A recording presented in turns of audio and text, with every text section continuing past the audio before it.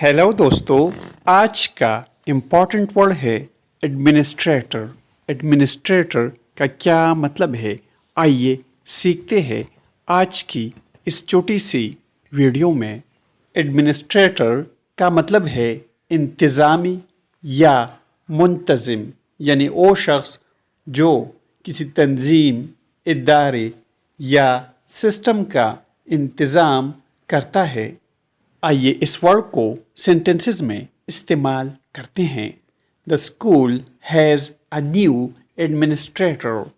School का एक नया मुंतज़िम है।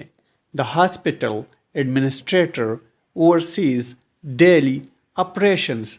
हस्पताल के मुंतज़िम रोज़ाना की कार्रवाइयों का निगरानी करते हैं। दोस्तों, चैनल को सब्सक्राइब करें और वीडियो को लाइक और शेयर ज़रूर करें।